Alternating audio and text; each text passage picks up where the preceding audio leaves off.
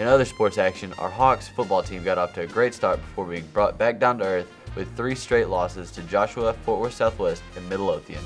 The Hawks would open on the road with a team they had never beaten, the Hewitt Midway Panthers. The Hawks came onto the field with fire in their eyes and a determination to end Midway's domination. With strong fan support on the visitors' side, the Hawks came out ready behind quarterback Eddie Goodrow. Coach Osborne and his staff had put together a great game plan on both offense and defense and seemed to be ready for anything Midway had to throw at them. After exchanging touchdowns, the Hawks and Panthers went into the locker room tied at 7. The offense was led by strong running from sophomore Robert Morris, who carried 12 times for 90 yards. Morris was not alone as the slashy Brandon Swinford picked up several crucial yards, as did running backs Charlie Duncan and Zach Barlow.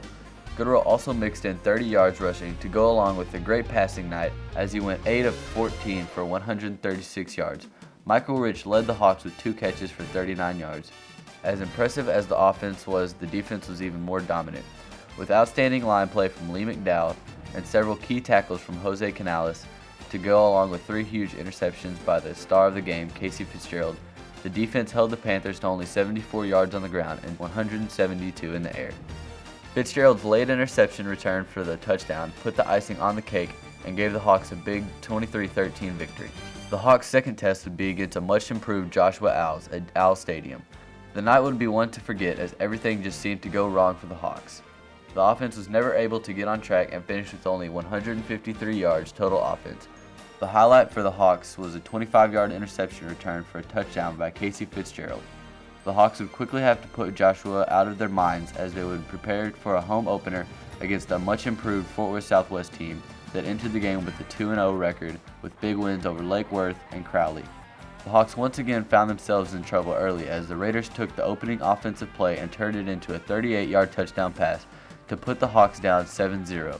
The Hawks would fight back behind a nice 23-yard touchdown run by sophomore Cody Stiles, but the rest of the game would belong to the Raiders as they escaped Goodloe Stadium with a 16-7 upset over our Hawks.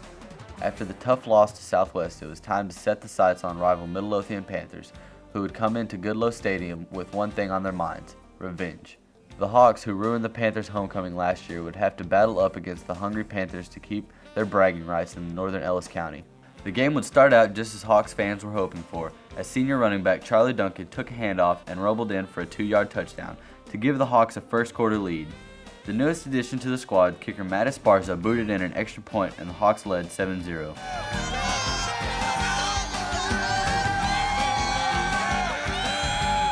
The defense, as they had done most of the year, gave the Hawks a boost as pressure from the defensive line forced a bad pass which was picked off by who else but Casey Fitzgerald, who took the 15-yard interception into the end zone, and after another Esparza extra point, the game was tied 14-14.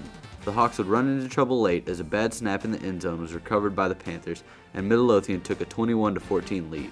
The Hawks would not quit and move down the field, but a turnover late in the game gave the Panthers their revenge on our Hawks in the 21-14 victory. The Hawks find themselves 1-3 going into a matchup against Fort Worth Polytech in a rare Saturday game that we played after press time. We will bring you highlights from next month's game with Polytech, as well as the Big District matchup against Terrell and Ennis.